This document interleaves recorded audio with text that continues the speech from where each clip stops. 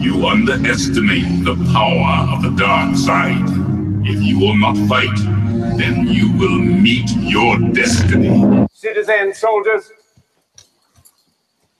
I'm here at the order of General Robert E. Lee, commanding all Virginia forces.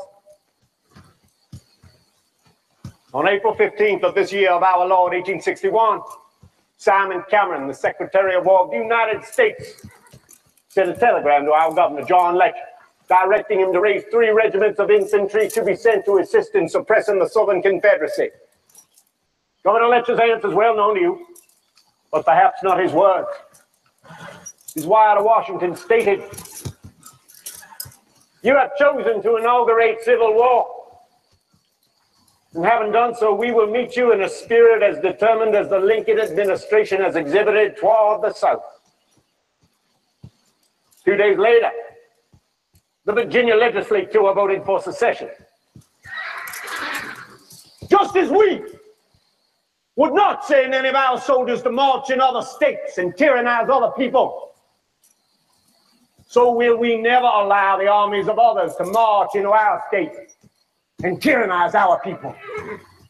Like many of you, indeed most of you, I've always been a Union man. It is not with joy or with a light heart that many of us have welcomed secession. Had our neighbors to the north practiced a less bellicose form of persuasion, perhaps this day might not have come, but that day has been thrust upon us, like it was thrust upon our ancestors. The Lincoln administration required us to raise 3 regiments. Tell them we have done so. You cannot hide forever. No, you got that right. You can't hide forever. Sun, come out of the shadows and let's get this stuff done. Obviously, secession, like General Jackson said, we don't welcome secession only because it's painful normally, but it's something that we have to do. And the time is coming. And if we don't act soon, the window is going to be shut.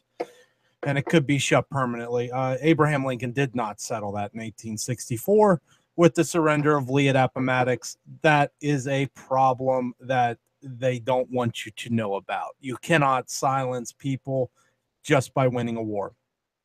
But anyway, this is the Bailey Report. This is your October 4th, 2017 edition. Suzanne has graced us with her charming presence and to keep me on task today because I am like completely scatterbrained. Luckily, my dogs are laying here being good for now. Anyway, yesterday my dogs decided to test the home defenses on the door. They broke a doorknob and escaped to the backyard, which luckily is fenced in, so they didn't make it any further than the fence. But when you have German Shepherds, you need better locks than the standard Lowe's locks. So anyway, on Monday, you noticed there was no shows. That was because there was a mass shooting, or I almost would dare say a mass act of stupidity, but that might be not the right words. That happened in Las Vegas. There was, by last count, I saw 58 dead, 419 taken to local hospitals. You literally had I don't know, a psycho, I guess is what you would call it. It's some of the stuff starting to come out now about that, but he opened fire from 1,100 feet 1,100 feet away, which is about 367 yards. The weapons are still being, they're keeping that pretty tight wrapped, but they did show a picture of an AR. You're talking 367 yards. The interesting part about that was ABC. I was watching ABC last night, and they showed an AR with a deer scope on it and said, oh, it allowed him to be accurate at 367 yards. If he hadn't been to the range, and he had gone to the range as many times as his brother said, which was like 3 times in his entire lifetime, that scope probably wasn't sighted in. That scope did not help him at 367 yards. And the way he was firing, he was shooting sardines in a can. He was shooting people that were packed in like sardines. He couldn't miss. That's why he was able to do the damage he did, and gravity aided him, and it was just a horrible situation. But anyway, there was a story that came out last night from Fox, and the title of it was Las Vegas gunman reportedly was prescribed anti-anxiety medication in June. Another case, if this is true, and I have no doubt to believe that Fox has done their research on this, true that another anxiety medication patient goes psycho. I don't know what more evidence we need on this. The person in Aurora was on anxiety meds. The media is not telling you about the anxiety meds mainly because of sponsorships. We here at Renegade Ramblers Radio do not have any sponsorships currently. We are all self-funded, so I have no problem in telling you that you do not need to be on those meds, and those meds can be dangerous. Obviously, you need to talk to your doctor about getting off of them. But when you're dealing with suicide and they give you a medication that says it may increase your thoughts of suicide, there's a serious problem with you taking that drug.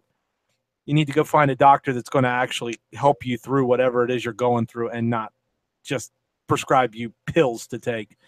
Anyway, federal law enforcement officials tell Fox News that Stephen Paddock, who's the shooter, by the way, sent tens of thousands of dollars overseas in advance of the attack. That much is known. He was sending it over to his girlfriend, who he mysteriously sent to the Philippines right before this attack. By the way, the girlfriend is back in the country. She was detained by the FBI as soon as the plane landed, and she is, once again, a person of interest. I don't know why they said she was a person of interest Monday morning, then said she wasn't, and now she is. So it doesn't make much sense to me why they would say she is, and then she isn't, and then she is. But anyway, she's talking to police right now, apparently. Now, whether they go any further than actually charging her with a crime or not, I don't know. Like I told my buddy last night on the phone, if I was her, I would have been more than happy to talk to them by Skype. But until I got some sort of notice that I was not going to be charged or some sort of letter of immunity, I would not put my feet back in the U.S. because they're going to hang her like the sacrificial lamb on this one. Mark my words. Stephen Paddock, the gunman who opened fire on a crowd at a country music concert on the Las Vegas Strip on Sunday, was prescribed an anti-anxiety drug in June. The paper, citing records from the Nevada Prescription Monitoring Program, reported Tuesday that Paddock was prescribed 50 10-milligram diazepam tablets by a physician on June 21st. The drug name, or the brand name of the drug, is Valium. The report said the drug could trigger aggressive behavior. I think we have evidence that if the drug didn't do the aggressive behavior, it sure didn't stop him from doing the aggressive behavior. Authorities investigating the mass killing may look to a psychological autopsy, which has probably already been done, but the FBI is pretty thorough in this stuff, to try to uncover what led Paddock to open fire into a crowd at a country music concert. Jim Clemente, a retired FBI profiler, said in an interview that if Paddock's suicide did not destroy his brain, experts could find some kind of neurological disorder or malformation. The genetics load the gun. Personality and psychology aim it, and experiences pull the trigger typically. He pointed out that Paddock's father, a bank robber, was diagnosed of a psychopath. Clemente speculated that there was some sort of major trigger in his life, a great loss, a breakup, or maybe he just found out he had a terminal disease. We don't know as of yet. Investigators work at a festival ground across the street from the Mandalay Bay Resort and Casino on Tuesday, October 3rd in Las Vegas. Authorities said Stephen Craig Paddock broke windows on the casino and began firing with a cache of weapons, killing dozens and injuring hundreds at the music festival. And that took place on Sunday, late Sunday. New York forensic psychiatrist James Knoll in 2008 described a psychological autopsy as a procedure that originated in 1958 that involves a thorough and systematic retrospective analysis of the descendant's life, with a particular focus on suicide risk factors, motives, and intentions. And of course, this is all speculative because the only one that can answer for Mr. Paddock's actions is Mr. Paddock. So we take his life, we speculate on it, and we try to assess what we believe his motive would be. That may or may not have actually been his motive. Paddock's armed with nearly 24 guns, so 24 guns, fired down from his room on the 32nd floor of the Mandalay Bay Resort and Casino into a crowd of 22,000.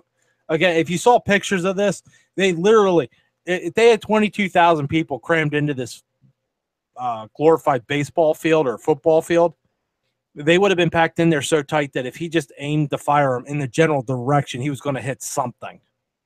He didn't need any scopes for this, people, despite what ABC would tell you. Let's see. The numbers are he killed at least 59 and injured over 500 in about 11 minutes. Paddock had no known criminal record, and public records showed no signs of financial trouble, though he was said to be a big gambler. Well, his brother said he was rich, but judging by the jobs list that ABC uncovered, I don't know how he amassed his fortune, because the jobs he had, unless you're an executive for those companies, he worked for the IRS, I believe it was, and he worked for the United States Postal Service. The United States Postal Service is a good job. It's not going to make you rich, and neither is the IRS, unless you're skimming the IRS taxes off the top. His brother Eric Paddock said he was at a loss to explain the massacre. No affiliation, no religion, no politics. He never cared about any of that stuff. Well, that's part of the problem in American politics. We don't ever follow what we should follow, and I don't know, maybe his football team lost and that's what set him off. I don't have a clue here. The FBI dismissed early on the possibility of a connection to international terrorism.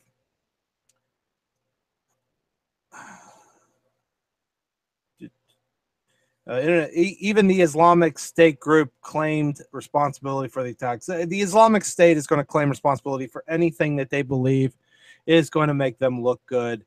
So you got to take that one with a grain of salt.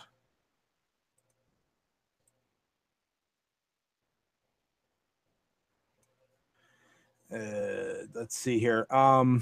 Eric Paddock said his brother did show a confrontational side at times, which was probably not helped by taking Valium, which causes aggressive behavior. Let's see. He apparently hated cigarette smoke so much that he carried around a cigar and blew smoke in people's faces when they lit up around him.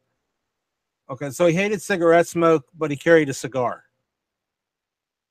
Okay, I'm not a smoker here. Somebody's going to have to help me with this, but both of them stink as far as I'm concerned. I don't want nothing to do with them. I have to put up with them enough when they smoke in my truck.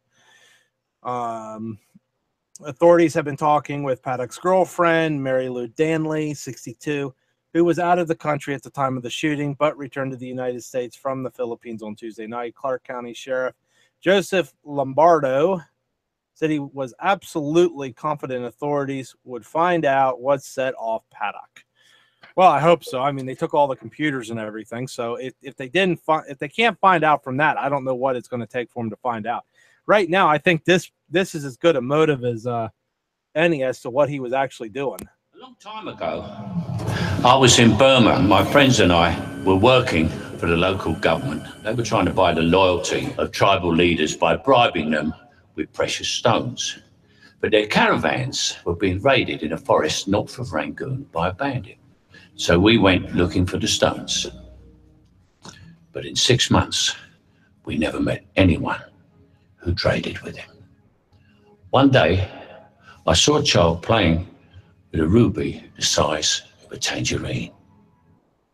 The bandit had been throwing them away. So why steal them? Well, because he thought it was good sport, because some men aren't looking for anything logical like money. They can't be bought, bullied, reasoned, or negotiated with. Some men just want to watch the world burn. And that seems to be about as good an answer as any as to why he did this. Now, I do have my own personal theories on this. I am starting to believe that this is a false flag type incident and that this person was probably set up. I don't know what he knew or any of this, and I cannot say with certainty this is the case, but this seems like gift wrapped for law enforcement. It's just, this stuff comes together a little too perfectly that normally sets off alarms with people like me. I tend to look for something, okay, why did he have that many guns? What if he's trying to do a mass shooting, what does he need 24 guns for? What was he afraid 23 of them would jam? Why? How were the guns perfectly sighted in, quote unquote, that a scope would have helped him if he's only been to the range 3 times? How does he have the knowledge if he's only been to the range 3 times to even put the magazine in there and make it live properly? It just, some things are not adding up with his history as we know it versus the so-called prescribed narrative that we are being fed. Other than that, I can't really speculate too much as to his motives. His motives obviously were to cause as much damage as possible and to basically watch the world burn. So, I mean, it's a horrible incident. Like I said last week, you got to keep your head on a swivel. That you literally had nowhere to go in these events, which is why I do not go to these events. I stay away from these type of events just because I don't like crowds. But that is me, of course. If you go to these events, you know, keep your head on a swivel and be safe about it. Anyway, this is the Bailey Report, only on the Renegade Rambler Radio Network. We will be right back after this.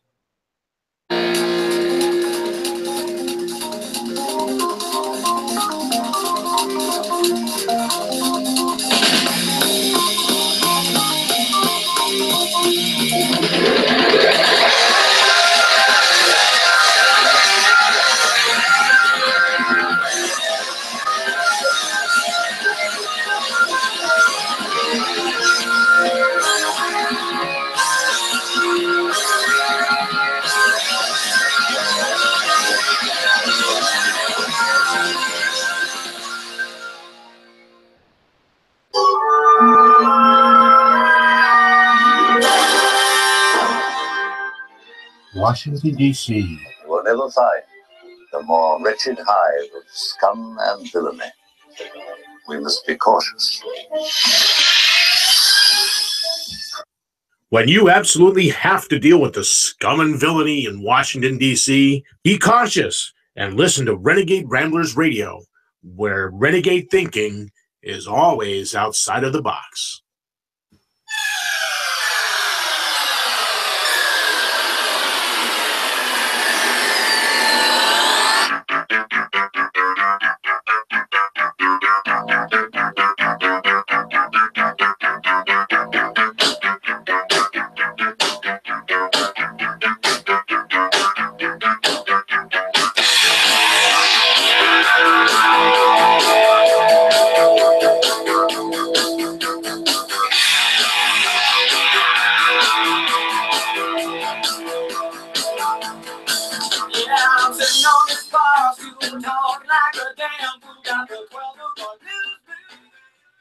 Well, welcome back to the Bailey Report, only on the Renegade Rambler Radio Network. And this is your October 4th, 2017 edition.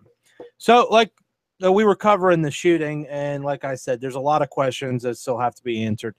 I am not fully certain that this isn't just another false flag like some of the other events we've witnessed.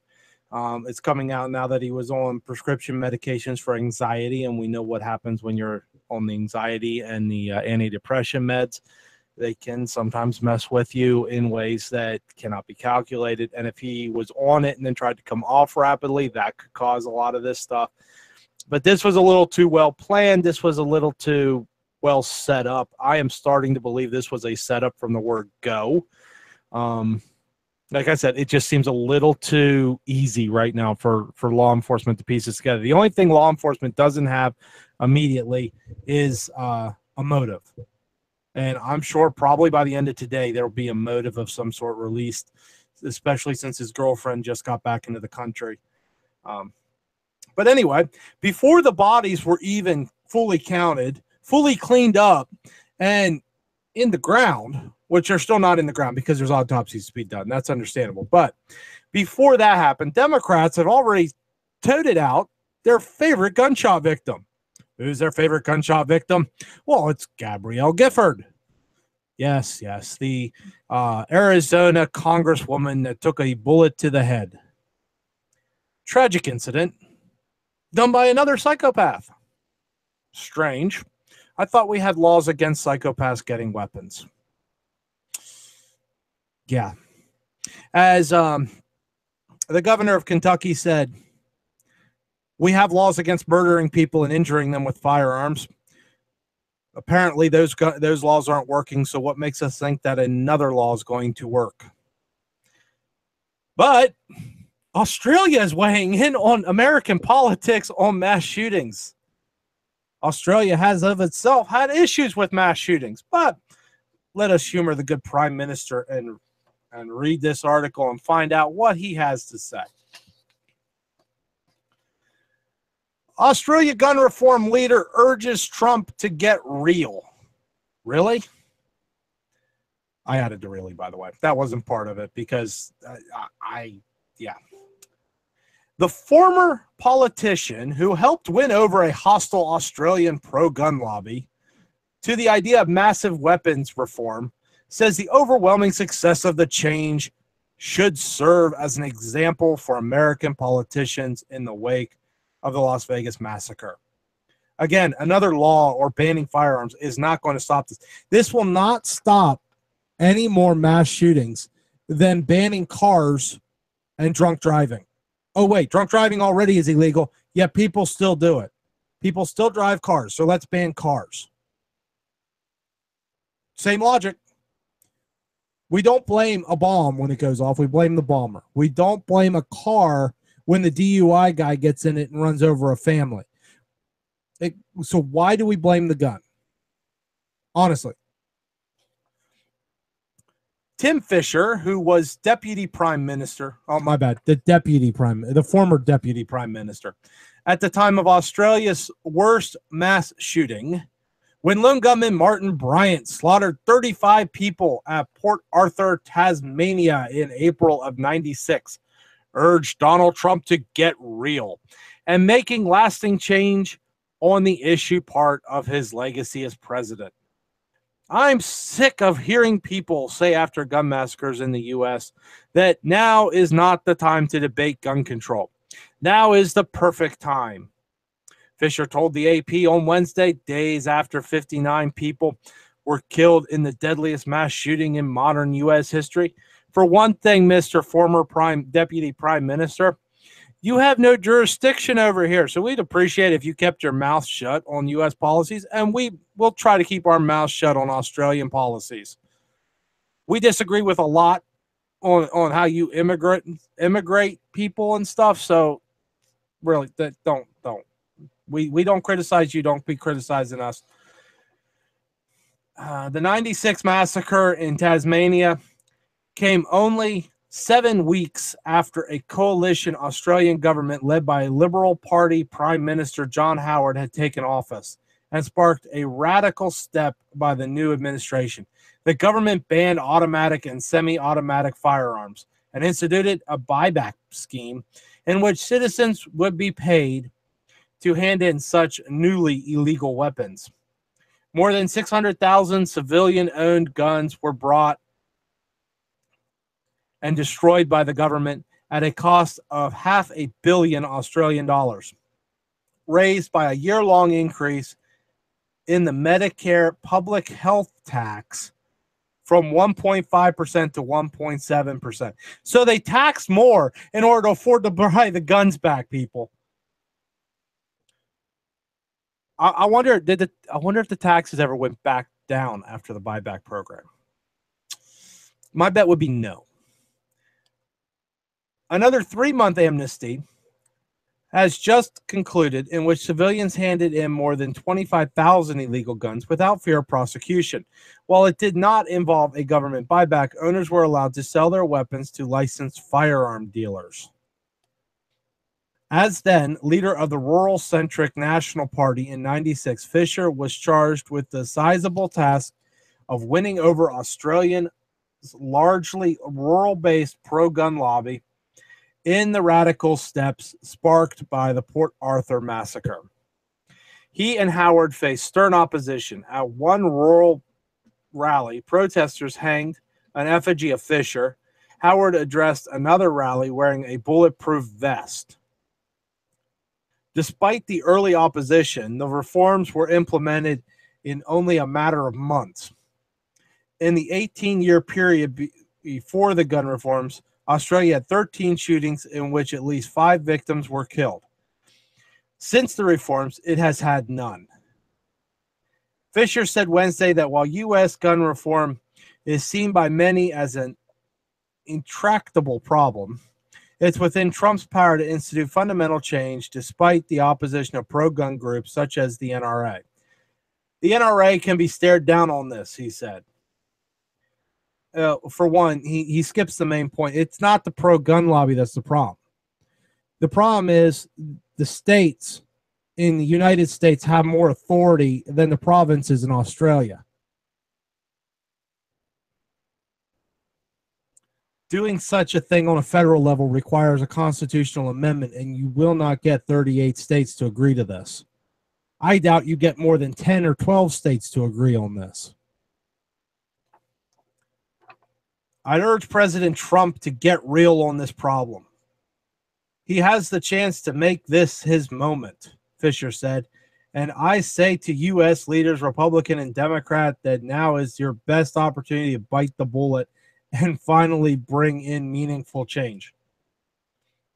Mr. Trump has a great chance to put together a very careful set of words and put down a marker on his very important issue. Again, the president is limited by the Constitution. The Second Amendment forbids the federal government from reaching into your back pockets and doing this. The states, however, are free to do so, except like here in Pennsylvania, where my right to defend myself and my property with arms cannot be questioned. But alas, oh, look, Jeff Johnson's joined in. Hi, Jeff. Fisher, a Vietnam veteran, farmer, and gun owner, said Trump has the opportunity to act now. While his administration is still relatively new, it's best, oh, and Jeff left. It's best to do the big steps early on for our government. He said, we brought in our gun control steps very early in our administration. We suffered a bit for it at the next election 2 years on, but we still got back in. Fisher conceded that tackling the problem in the U.S. presents a larger challenge than it did in Australia, with an estimated 310 million guns spread among the American population. And Jeff is back. Hi, Jeff. 310 million guns spread across. Hello. Hi. Good morning. Morning. I just, it's leaf season up here. I just thought I'd pop in this morning. I had just been out cleaning leaves. So it's just a wonderful time of year. I have trees, but I don't ever clean the leaves. Oh, I've just been out there for almost 2 hours doing it. So, and that's only the 1 yard. That's my mother's yard next door. I haven't even started mine. Anyway, sorry to interrupt. I'll lurk in the background and I'll chime in if you want me to add something. Oh, feel free, my friend. Feel free. I'm sure you got plenty to say on this stuff. All right. Well, I'm going to lurk for a bit. Okay. Go ahead. Go back to your show. Go lurk. However, he said substantial gun reform in the U.S. is still achievable. Good luck with that. Based on public campaigns to win over opponents. John Howard and I took the idea to the town square, going about the place to put forward the argument for change. Okay, I don't know much about Australia, but I'm pretty sure they don't have a Second Amendment over there at all. And I'm pretty sure because they're very British based that yeah, they can pretty much make whatever law they want, whenever they want, and however they want. In America, it would be very hard work, but nevertheless, if commitment is there, change can come. I think it's going to take more than commitment to get that done, Mr. Fisher. Mr. Bloomberg's been working on that for years. He ain't got much progress done. Fisher proposed selling the reform idea across the U.S. through an old-style community train that would run from New York to L.A. Who's going to pay for this train, Mr. Fisher? I don't know if you know this, but we're kind of broke. Stopping at many places in between to sell the message of gun reform. We're going to reform a gun. Reforming the gun is not the problem. The gun is an inanimate object that sits on my in my cabinet. It's not going to do anything unless I take it out of the cabinet. It will not load itself. It will not cock itself, and it will not shoot itself. It requires me to do that. Everytown campaign in the U.S. founded in 2014, in which more than 1,000 mayors of towns and cities, among other activists, have banded together to urge gun reform, with former New York City Mayor Michael Bloomberg, the group co-chair. Oh, yes, Michael Bloomberg. The fun of Michael Bloomberg. Let's just say between him and de Blasio, New York City's gone downhill in about, I don't know, since he took office. So much for all the reforms that Giuliani had done. I'd like to see Michael Bloomberg on the community train and a leading Republican and Democrat. You'd be surprised how many people would turn out at every stop. Not the people you think would turn out at every stop. There'd be people that turn out. Not the people you want to turn out. That much I can assure you of.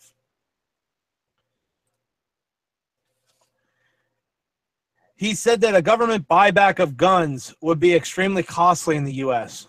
Yeah, because you have people breaking into homes, stealing guns so they could get free money. That's what would happen here in the U.S. Just look at the cities that do the buyback programs and the list of reported stolen guns. Oh, by the way, even once you report the gun stolen and it's been a buyback, they don't give you the gun back. And they don't give you any cash for it.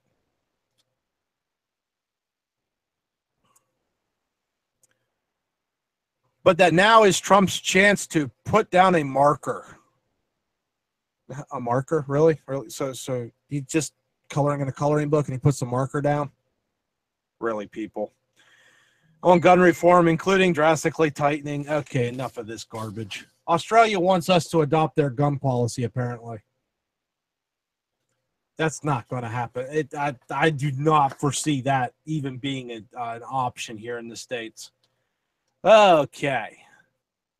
Especially since this was released on the same day. GOP leaders say no action on gun legislation.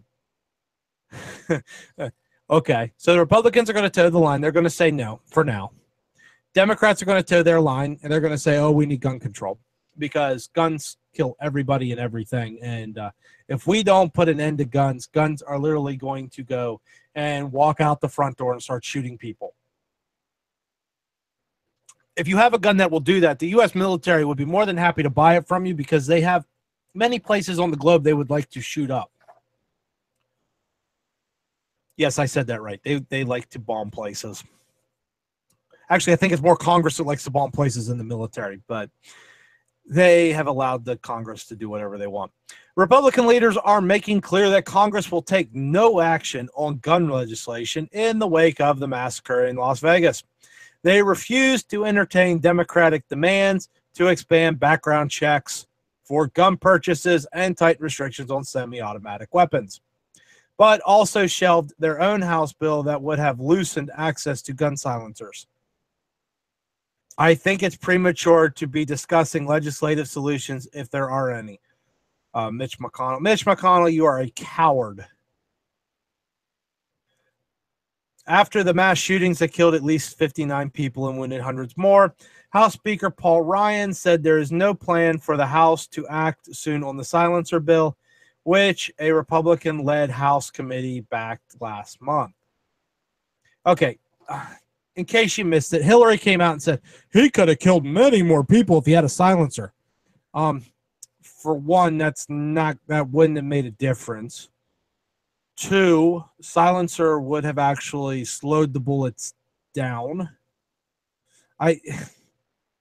Hillary knows nothing about firearms. I think that much is very clear. But she is protected by a lot of men with guns. Big shock, right? A person protected by men with guns doesn't want you to be protected by the same things that protect her. The bill sponsor, Representative Duncan of South Carolina, said it would help hunters protect their hearing. The silencer bill is not scheduled right now. I don't know when it will be scheduled. Ryan controls the schedule for any legislative action, being Speaker of the House. If he wants to dismiss the House until the next election, he bangs the gavel and it's done. The president can't exactly just order Congress back. Congress is a completely self-autonomous branch of the government.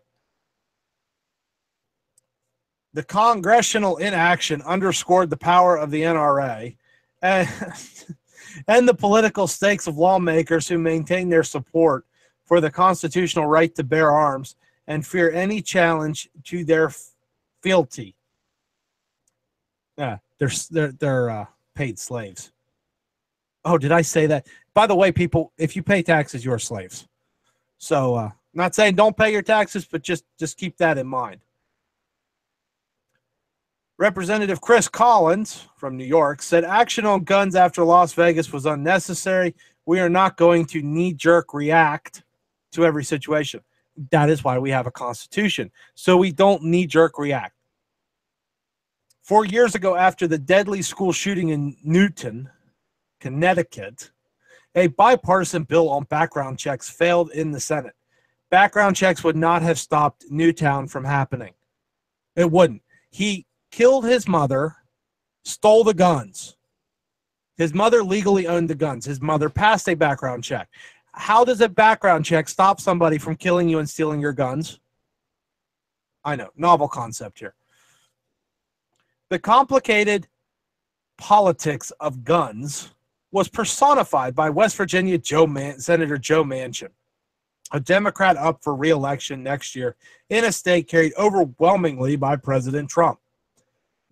Manchin, who co-sponsored the failed bill that would have expanded background checks, said Tuesday, I come from a gun state, and I am a protector of Second Amendment rights, and I understand these people's fear.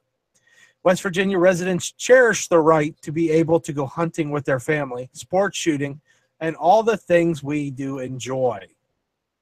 Manchin added that any potential legislation must be based on common sense. Okay, the Second Amendment was not written to go hunting or shooting. It was written so that the states wouldn't be intimidated by a federal government. It's just common sense to say that if a person is such a risk to get on an airplane, that they get put on the no-fly list. Don't you think there should be some concern and prevention from them being able to still buy a gun in America? Manchin said, by the way, the no-fly list, you don't know you're on a no-fly list until you go to get on the airport and they deny you entrance. You don't know you're on a no-fly. You have no way of contesting that you're on a no-fly list. You have no due process. I thought that Democrats were all about due process. Oh, wait. That's like the Republicans saying they're against abortion.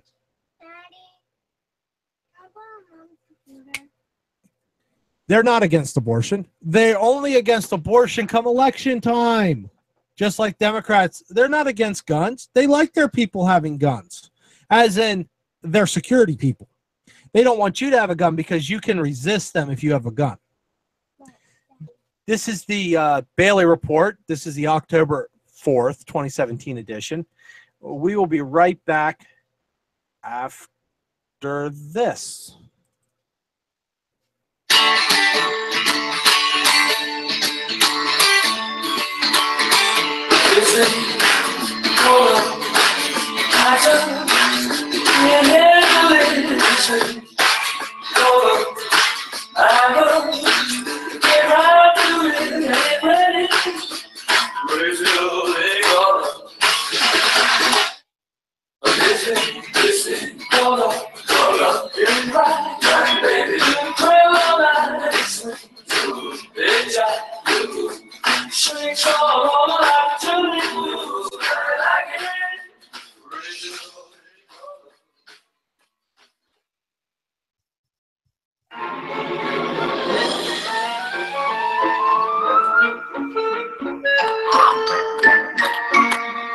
What you doing, Gray? Reading history, Pinky. Oh, I love doing that, but I always forget to buff the chrome.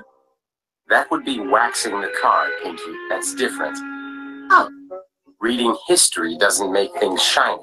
It edifies you and prepares you to confront the possibilities of destiny. Did you know that every time your mouth moves, strange sounds come out? I'll explain this so that even you can understand. We like to explain things here at Renegade Ramblers Radio, so even the ruling elite can understand it. Renegade thinking is always outside of the box.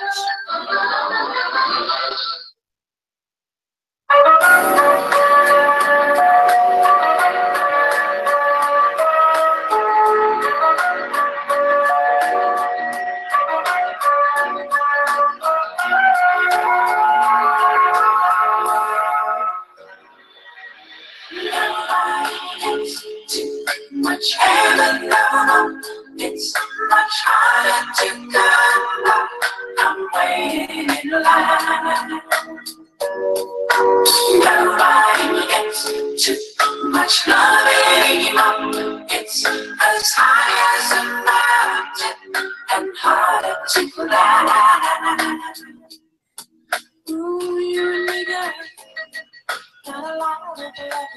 Well, welcome back to the Bailey Report on the Renegade Ramblers Radio Network. And Jeff has unmuted his mic, and I'm sure Jeff is ready to chime in here. I just wanted to chime in on that break because that song at the end of the break was the Bee Gees, of course, and that was a collective, here's some bubble gum for a collective friend of ours, Mark Kreslin's. That's the only reason I ever put a Bee Gees song at the end of any of our breaks. I just wanted to get in and say that. That was funny. And as a matter of fact, I did want to say something about Manchin. He has it completely wrong. He goes, we have a Second Amendment right. How do we have a Second Amendment right? That's because he believes that the government gives us, they grant us these rights. And again, as I've said numerous times, if they grant us a right, it is not a right, it is a privilege. And if it's a privilege, they can remove the privilege at any time they wish. That's why it's so dangerous for anyone to say we have a Second Amendment right. No, we don't. We have a natural right. The framers understood that, and that's why the Bill of Rights was a limit, a repeat of the limits placed on the general government, and not a listing of rights they grant us. So that was my 2 cents worth there.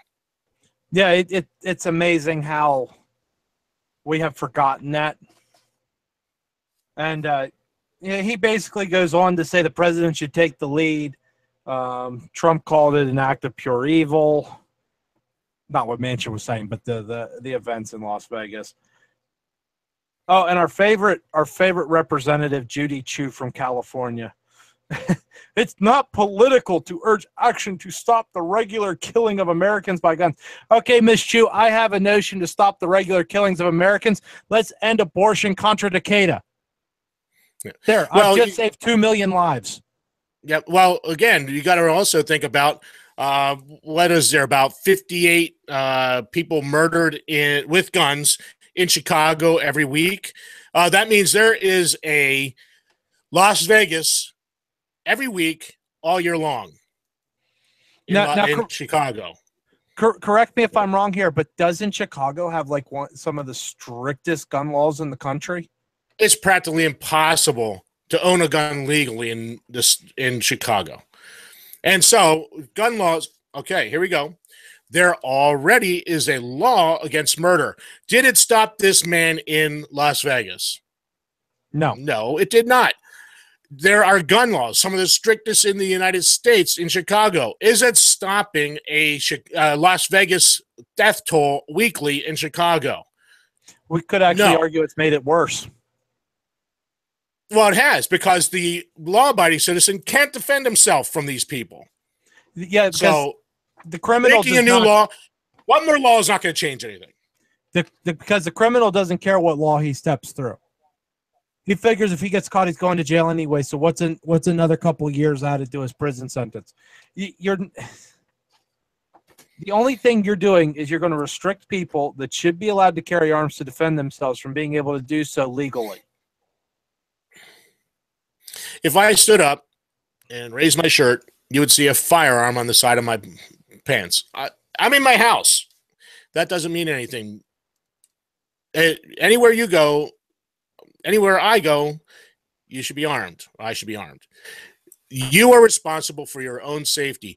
The fact of the matter is the police, and this was a Supreme Court ruling, that the police have no duty to protect you.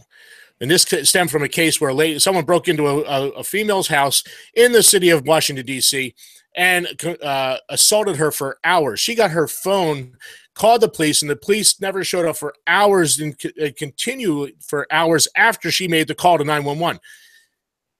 And she sued, and the Supreme Court said there is no obligation of the police to come and to protect you. So, whose obligation is it then? It's your own. And again, I was on Facebook and I had a bunch of people, they were all calling for gun control. And I said, so much for personal responsibility. The gun is an object. It did nothing other than what the human behind it made it do. The object did not commit the crime. The person is personally responsible, and that's where we have to get to. We have to become personally responsible for our actions and our safety and stop depending on government. And that's one of the biggest problems we have now today is we're not self-reliant now. We're dependent. We're dependent people. Well, that's like I said with the drunk driving. People get in their cars every day. More people are killed in driving accidents and drunk driving than are killed by guns. Yet we don't yell at the car. We don't tell car manufacturers they have to make the car so that can't happen. We blame the drunk. We penalize the drunk. So why do we, with guns, automatically turn on the inanimate object instead of saying, no, it's not the inanimate object. It's the person with the motive that's actually controlling the inanimate object. Right. Well, and here's actually, and I don't remember, it was the most recent FBI statistics that I could find, and I'm not quite sure what year it was. It might have been 14 or 15. I don't quite remember now. And don't hold me to exactly these numbers. But more people were murdered in the United States with hands and feet than there were with guns, with handguns or assault rifles. If you separate them out, handguns or assault rifles. So hands and feet committed more crimes than a handgun, or more murders than a rifle. So let's cut everyone's hands and feet off, and we can solve a whole bunch of murders in the United States. I mean, come on. That's the ridiculous nature of this whole claim. Okay, Jeff, you know more about firearms than I do. The bump stock. That's debatable, but. Well, no, trust me. You know more than I do. I know how to point and click. The bump stock thing that they're saying he had, can that possibly turn a firearm into a full auto? Yes, it will. It will? Okay. Yes. You will pull as long as you're depressing the trigger, it will continue to fire. Because that's what they're saying he used in order to turn the firearms into full auto. And And he could have. I don't know. And because that's a way around getting your license to buy fully automatic. And at this point, they still are legal. I suspect you'll see that will become a controlled item, and it will become an unconstitutional law on the federal level.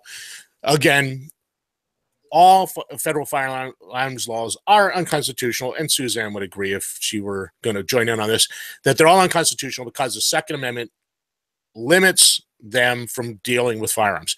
That truly is a state issue, and that's where your state constitution is so important. And that's why I love the Pennsylvania State Constitution's wording on it. Anyway, and there are 3 states that have no. Excuse me. I'm sorry. I'll that's okay. Shut off after this. There are like 3 or 4 states that have no gun rights, if you want to call them that, in their constitutions, and New York is one of them. So I think it's New York, New Jersey, and California, and I believe maybe Maryland, I can't remember. There's like 4. Let's check. Yeah, I don't remember exactly. It's like 4, I think, or right around there, 3, 4.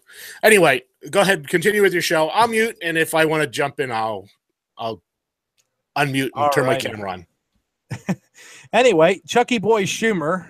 Yeah, I do not give him Senate Minority Leader status. He's Chucky Boy Schumer because, in all honesty, I don't respect this man at all. Warned that the GOP-backed silencer bill could have deadly consequences. Okay, so is he threatening something here? What deadly consequences is going to happen by putting a silencer on the gun other than it doesn't go boom, it goes boom. That's all a silencer does. A silencer doesn't change anything except for the noise coming out of the end of the barrel. One of the few ways the police had to go after the shooter was they could look for the sound, try to hear the sound of where the gun was coming from. Okay, do you honestly know what the official reasoning was that they caught this guy? He set off so much ammunition that it set the smoke detector off. That is what they officially said was how they found him. Not the sound of the gun, not the muzzle brake, none of that. It was the fire alarm going off in the bedroom or the hotel room. So I mean, it probably helped that there was 2 huge broken windows there too. That probably would have made it even easier. Schumer, good little Schumer. Schumer and other Democrats noted that Republicans postponed a hearing on the silencer bill in June when House Majority Whip Steve Scalise and others were shot at a congressional baseball practice. When 2 mass shootings force you to delay a bill that would make those mass shootings harder to detect and stop, how is it going to make it anyway? Yeah, by the way, silencers are not illegal. You just need a Class 3 license, I believe, from the ATF. The same license that also grants you authority to own a machine gun, which, again, the Fed has no business in telling you can and cannot own. That's a state issue. Besides the silencer measure, House GOP leaders have been moving forward with a bill to allow people with concealed carry permits to take their weapons to other states. A vote on that measure also seems unlikely. Senator Graham said he was open-minded to anything that would shed light on what happened and how to fix it without giving people false hope that we're one law change from fixing things like this. There's no one law change that's going to fix stuff like this. The only thing that's going to fix stuff like this is returning back to a moral center. And we can't have a moral center until we recognize that there is a God and that we have to give an account to God. No matter how much people want to not believe that, doesn't matter. He that believeth not is condemned already. So I would urge everyone to, it literally is. It's time to get back to church. It's time to get back to God. It's time to stop the whole shenaniganing, I want to have it my way Christianity. And it's time to get back to the truth, the straight and narrow way. Why we have departed from that, I don't know. But apparently we have. That is the only thing that's going to fix this stuff from happening is returning to that. Anyway, we are at the end of the program. So if you like what you heard today, please hit subscribe. You can comment. You can message us on Facebook. I don't normally answer during the day because I'm asleep, but I do normally get to any messages that pop up right away when I'm not asleep. But anyway, this has been the Bailey Report, only on the Renegade Rambler Radio Network, and this is your October 4th, 2017 edition. As you can tell, I've changed the engine music a little bit. I found the Army Band, which gratefully does not have any copyrights because they're tax funded. And they're playing the 1812 Overture, which also happens to be one of my favorite Tchaikovsky pieces. Yes, I am a truck driver that listens to classical music. Just another little side note. I like classical music on occasion. But here you go. I'll see you tomorrow. I'll have a nice day. Click subscribe, leave comments, and you can watch the rest of our lineup if you so wish. I'll make sure that's posted on one of these sites here. It'll pop up when the video is about a minute from going off, and there'll be a subscribe button in the other side. But until then, stay safe, keep your head on a swivel, people, and be mindful of your surroundings.